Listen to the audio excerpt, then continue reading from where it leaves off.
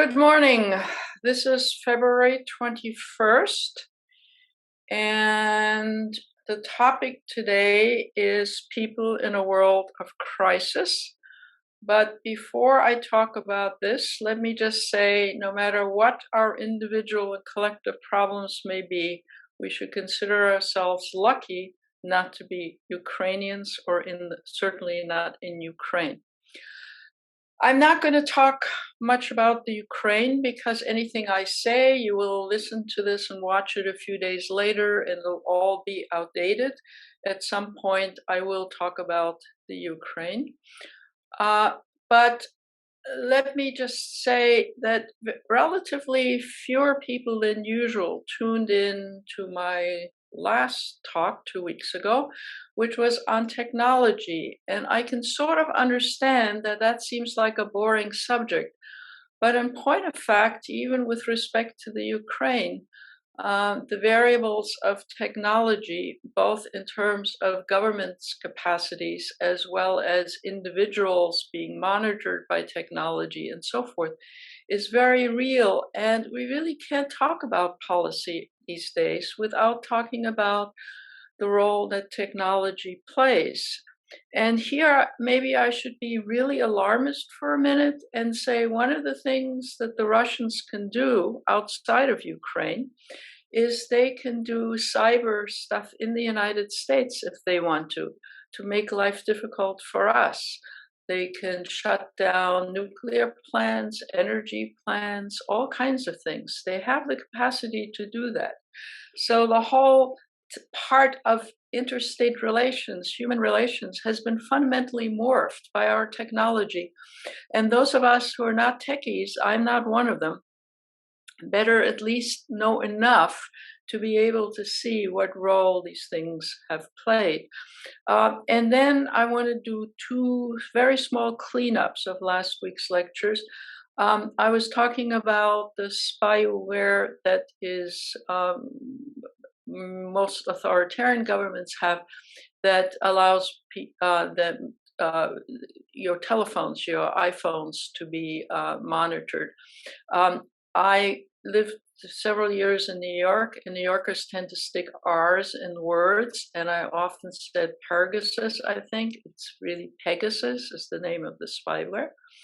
And I also sort of, I think, maybe led people to believe that the US is using it. No, I was trying to point out that the US is aware of the spyware, but not trying to insinuate that it's using it on us as citizens, okay? So, more on the Ukraine down the road, maybe next time we shall see. And today I want to talk about people in a world of crisis. There are close to 8 billion people in the world. There are almost 200 countries in the world. There are 40-odd civil wars going on. And lots of people are in zones of one kind of conflict or another. They may be jihadists, they may be terrorists, coups in various places. So a lot of people really are suffering from a world in which the policies of individual states are in crises, and where the capability of managing these crises from outside, namely through international institutions and so forth, is very limited for a variety of reasons. The reasons, I think the main reasons are two. One is that states are afraid that conflicts will escalate and draw them in. For example, European countries, the United States, and even countries like Russia and China don't want to be necessarily drawn into local conflicts.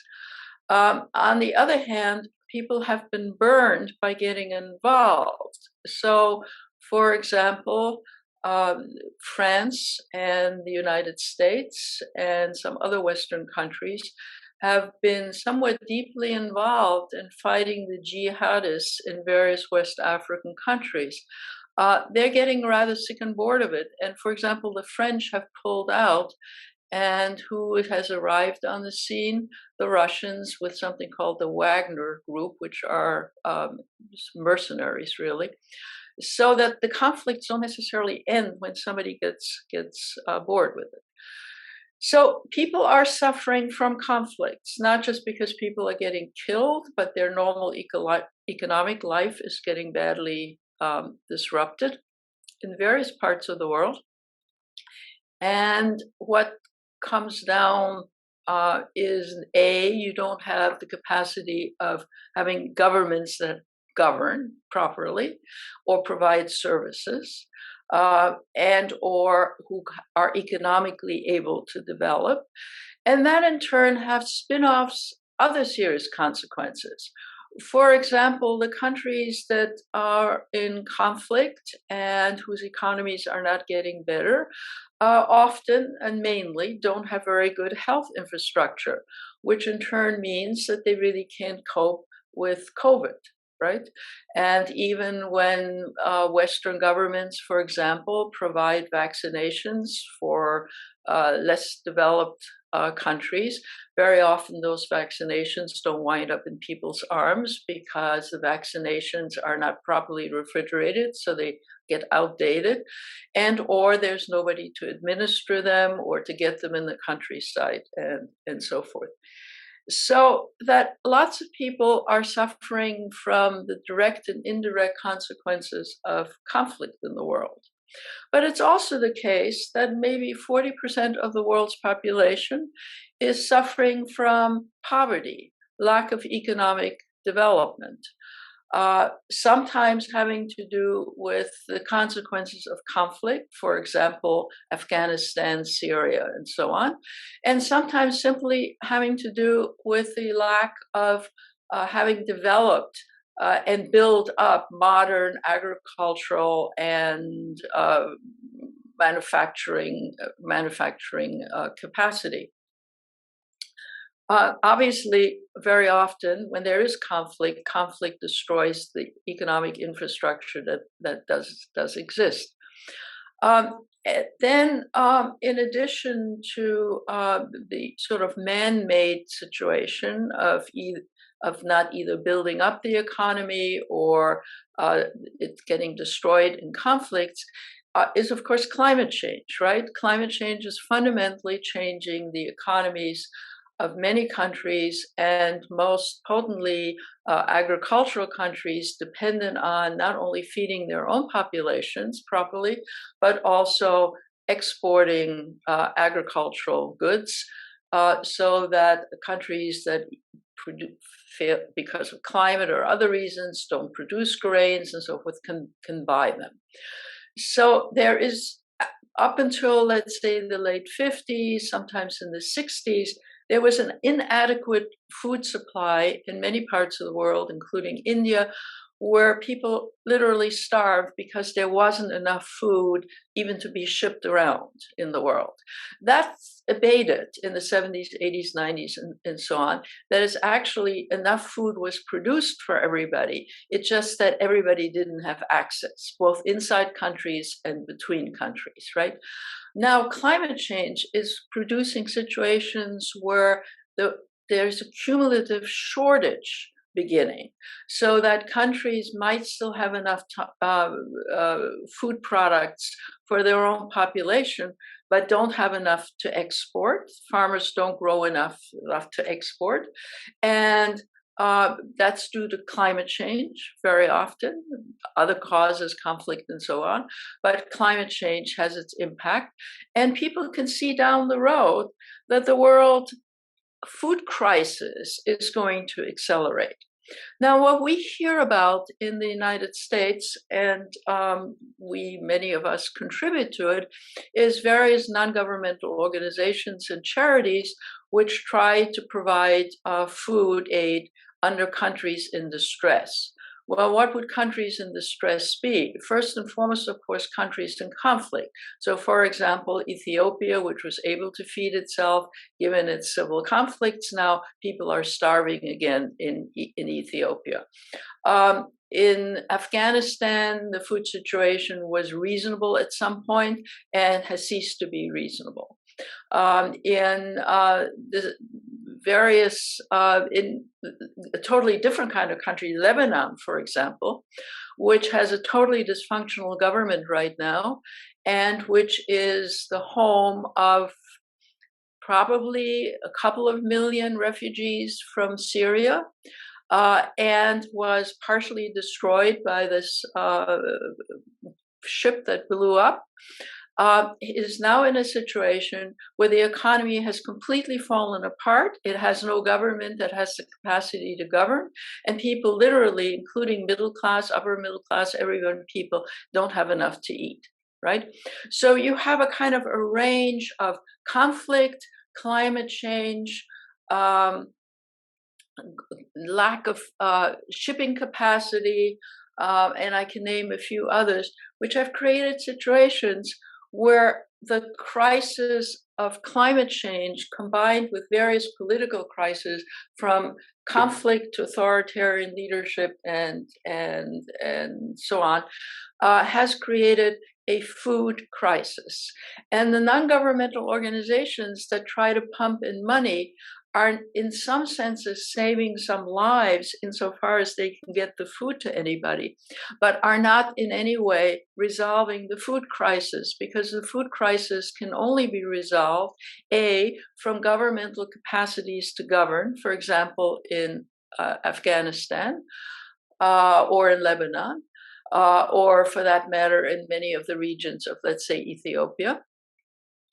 So that is one problem.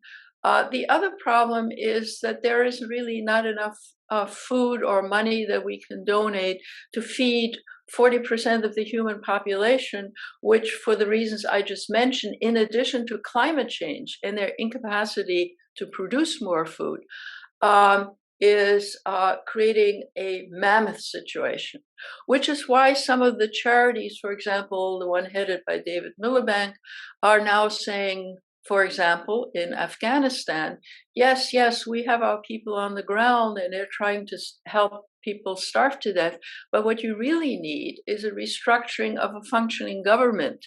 And in order to do that, you have to, allow the banks to be able to function, which they're not right now. You have to restore the budget to the government, even if you don't like it, so they can function as a government. As you know, the assets of Afghanistan were frozen. We in the United States froze Afghanistani assets. Ironically, I just want to add a footnote. I think this last week, President Biden announced that we were loosening and returning some of the Afghanistani assets in American banks, but a percentage of which would go to the survivors of 9/11. That sounds really nice, but just think about it. This is Afghanistani money. Afghanistanis really did not really, by and large, create 9/11. These were Saudis, etc. And it's true that bin Laden eventually was given hospitality in Afghanistan, but this is hardly the fault of the Afghanistani people. So the Afghanistani people, by the unwillingness of putting as much resources into the undesirable Taliban government in Afghanistan, and the undesirable government somewhere else, is producing situations where people are in crisis. Okay, and so I think some of the NGOs, even the World Food Program, the United Nations World Program, there just aren't enough resources, enough charitable contributions, or enough donations from governments to feed close to half the population, which increasingly is no longer food secure. There is, of course, a range between the people who are not food secure, meaning they don't have very balanced meals, and be people who are literally starving to death. And we have both categories in the world right now. So political crisis, economic crisis, and climatological crisis are all putting much of humanity at risk, and much of humanity which thought their situation might lead to betterment have in fact were hopeful, but for a variety of reasons has stalled. Now, there is, of course, the one bright light in the world, a major bright light in the world, and that is China, which has miraculously done, which no country has ever done in the world, namely to pull most of its population out of abject poverty and starvation. But that is, in some ways an isolated example, and one hopes that they are able to sustain this. There are other countries which have, did reasonably well, and the population might have not enjoyed the politics of the country, and political opposition might have been in jail, but in general, daily life was tolerable. What would be an example of such a country? Iran, right, which has now been brought to its knees, and even middle-class people are having a hard time again. Or the earlier mentioned Lebanon, which used to be sort of considered the Paris or the France of the Middle East. People used to vacation there, a beautiful country, beautiful hotels, beautiful oceans. It is a total anarchy, disarray, and everyone in that society is in crisis: food crisis, medical crisis, housing crisis, and so on. So that just because you were on a trajectory, let's say 10 or 20 years ago, of seeing some improvements, and therefore charities could plug holes here and there that occurred, the level of human crisis in the world is so profound right now. And unless very major issues are addressed and or readdressed, it's a little hard to know where we're going to go in this decade of human suffering. Now, there is one category that I haven't mentioned, and that is people who leave their countries because they can imagine that if they go to other countries, the situation might be better. And that is, of course, the immigration immigration issue. A total of, roughly speaking, 200 million people are not living in the country where they come from, where they might want to live, where their families are. And some of those are, they are not in, refugee camps, but rather they are laborers of one kind or another. There are, generally speaking, 5% of the labor population of the world is working in countries other than their own. Who are these people? Well, let me just look at it and tell you: 9% are from Africa, 15% from the Asian Pacific, 14% from Arab states, and 38% are from European states, like East European states moved into West Europe. Where did these people mostly go? To industrial societies that are doing reasonably well. Are these people in crisis? No, their families are in crisis where they came from, and so they sought, to earn money elsewhere. Many of those workers are, for example, in the Arab Emirates and so on, from, let's say, from India, and that in their case, and other Asian countries, are intending to go back home someday. Someday they do come back home, someday they don't. And as well, the economies of fairly advanced industrial countries were doing well.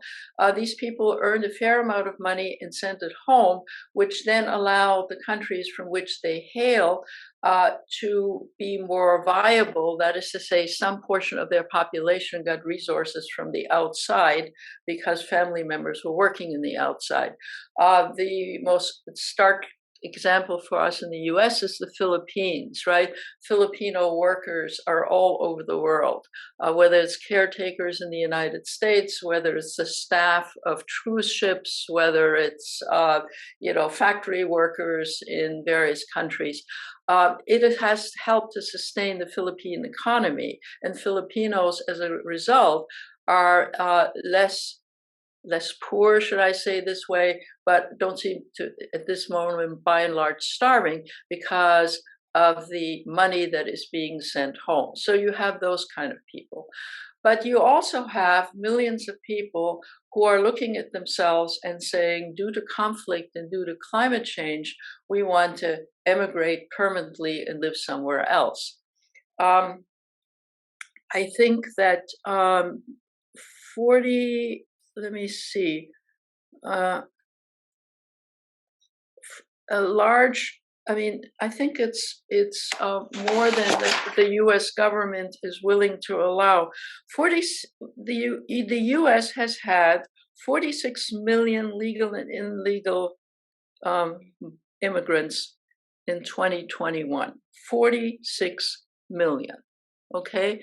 Where do these people all come from? These people come from every imaginable place. We used to think they all came from Central America and south of the border. But nowadays, people are coming from Haiti, which is completely dysfunctional and where people are starving. But they also come from West Africa. They come from all kinds of places.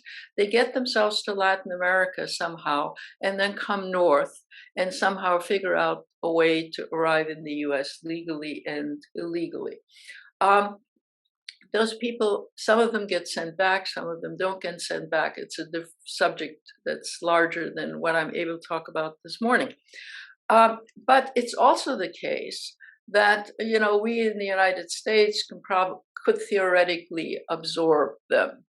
But there are also countries that are the recipients of immigrants that are not just economic, but political and economic, and they are creating all kinds of difficulties in countries, which then in turn come into crisis.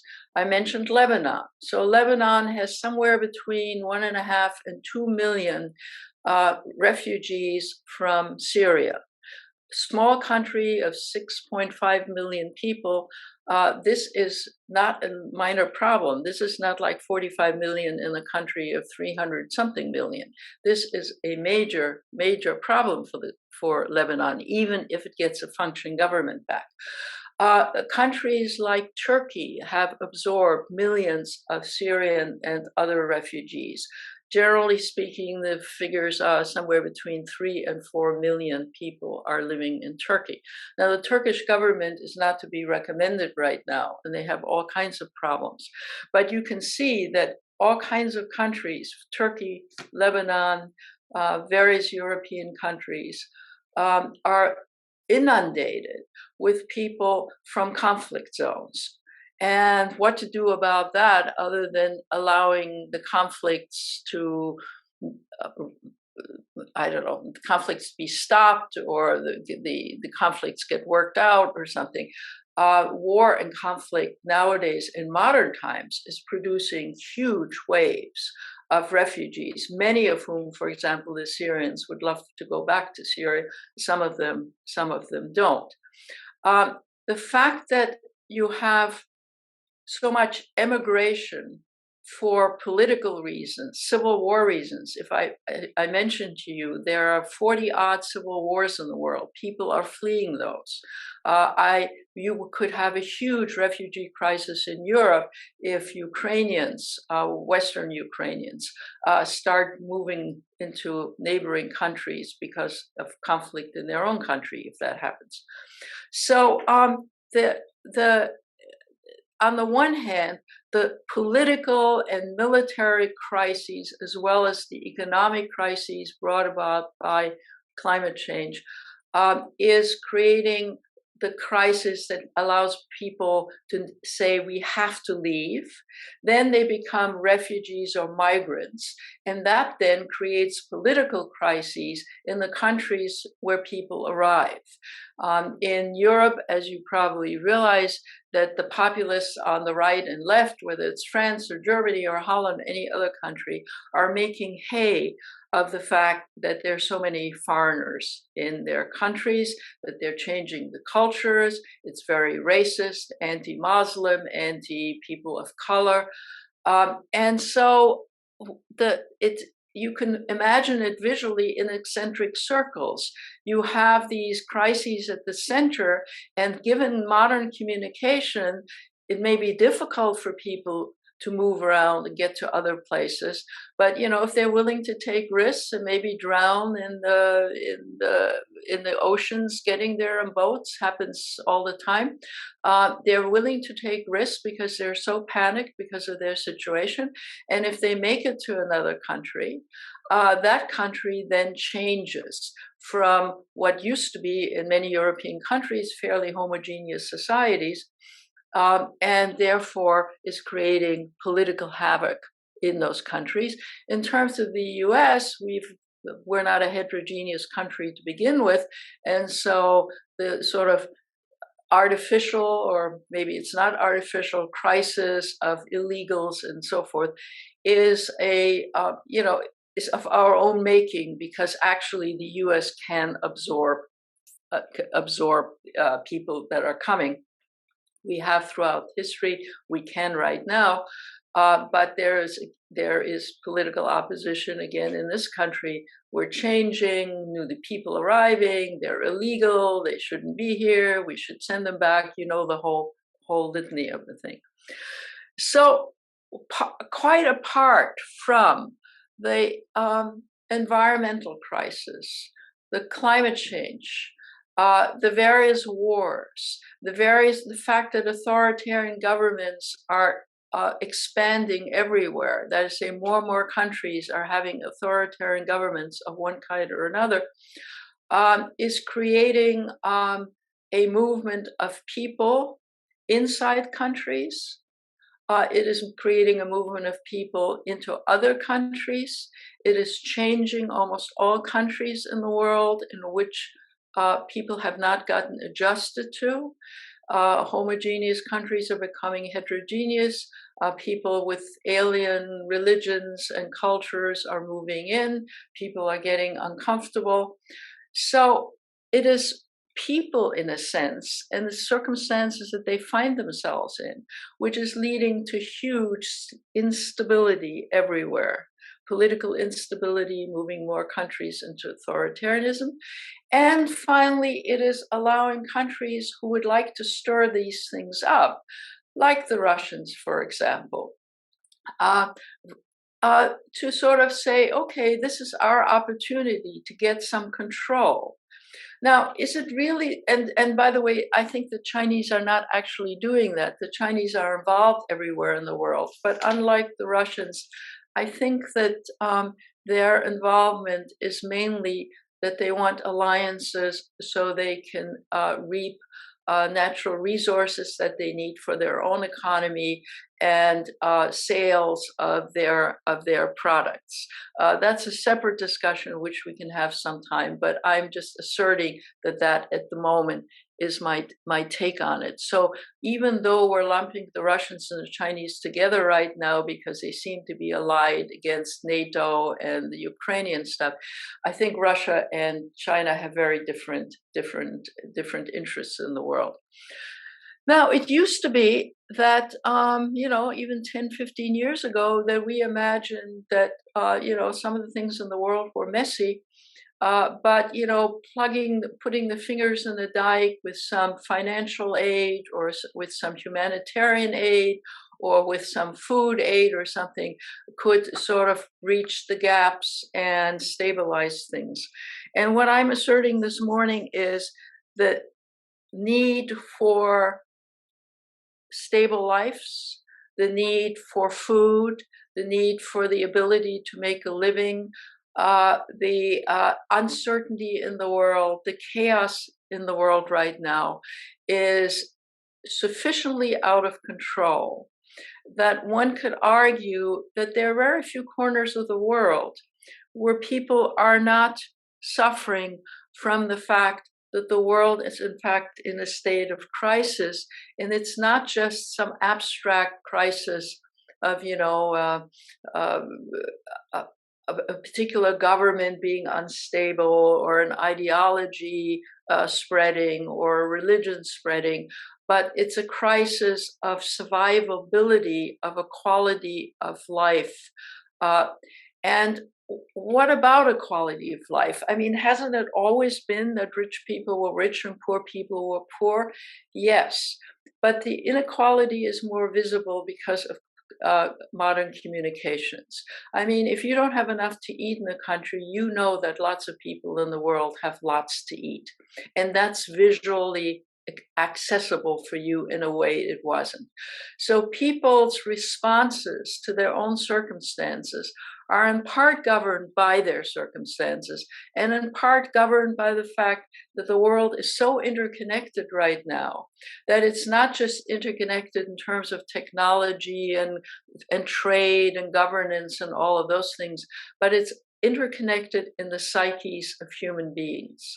And I think it's hard to think about a time, even though we've gone through, let's say post-World War II, Vietnam, Korean War, Vietnam War, other crises, it's hard to think of a time since the Second World War when peoples of the world, human beings in different countries, in different socioeconomic circumstances, felt themselves to be in a state of crisis and took great risks to try to improve things for their families. And sometimes leave the country, sometimes can't leave the country. And I would even I'm sorry, that the fact that the world population is actually shrinking in terms of the number of children people have, birth rate has slowed down, and the fact that you have an aging population, not just in industrial countries, but in late industrializing countries like China, and therefore people need to move around. So on the one hand, it's the crises that leads people to want to move around. And secondly, as we move further into this decade, people will need to move around to keep the world economy and life as we want to enjoy it and know it. And as soon as people move around, even if they wish to move around, life gets difficult and for them. We may recall in terms of our own families, in terms of our own ancestors perhaps, that they immigrated at risk to themselves and they settled, and we may all be the beneficiary of them having settled here and not, died in the potato famine in Ireland or wherever. But the truth of the matter is that the first generation really gives up their life in many ways for the next generations. And even that creates a feeling of uncertainty and crisis, both politically, economically, socially. So I think that it's fair to say that a combination of modern technology and modern sensibilities about your ability to move around, and if not move around, at least know what's happening elsewhere, is changing the quality of human life. And we haven't really come to terms with it, and we need to monitor and watch it. And it's not just somebody else's problems. I think it's going to be increasingly a collective world problem. So sorry to end on such a note. See you in 2 weeks.